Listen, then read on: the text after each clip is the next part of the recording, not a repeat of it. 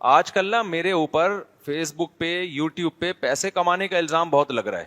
اتنے کروڑوں روپے کما رہے ہیں, اتنے کروڑوں روپے کما رہے ہیں. میں کبھی کوشش کرتا ہوں اپنی تعریفیں نہ کروں میں بیٹھ کے, لیکن بعض لوگ الزامات لگاتے ہیں تو پھر اس کی نفی میں تعریف کرنی پڑتی ہے اپنی. تو یہ اللہ تعالیٰ کروا دیتا ہے جبرن قہرن. وہ گن پوائنٹ پہ لوگ کہہ رہے ہیں کہ آپ اپنے بارے میں وضاحت کریں.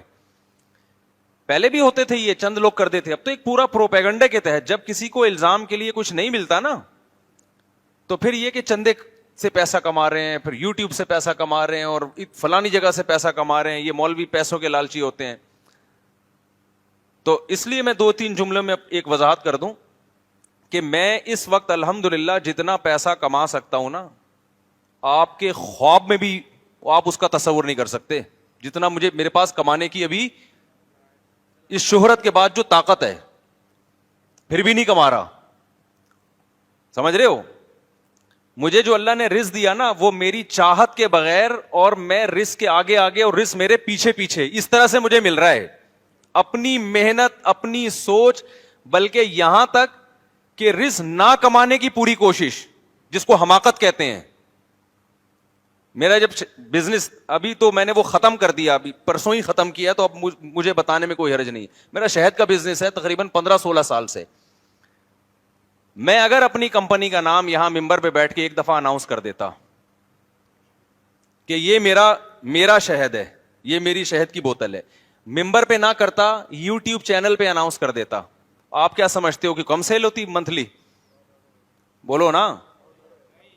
15 سال سے. اب میں نے ختم کر دیا تو اب میں اناؤنس کر رہا ہوں.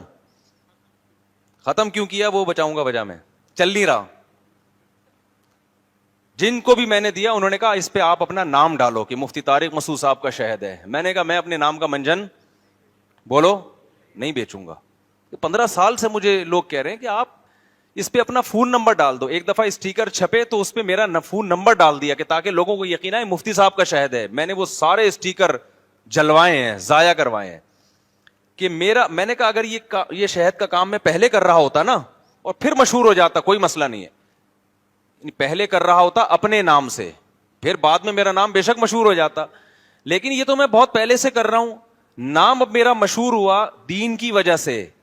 اب میں اگر اس کے نام کا میں لیبل لگا کے شہد بیچوں گا تو شہرت دین کے ذریعے ہوئی ہے, اور وہ شہرت پیسہ کمانے کا ذریعہ بنے گی. یہ جائز ہے مگر غیر اخلاقی ہے. مجھے یہ کام غیر اخلاقی لگتا ہے.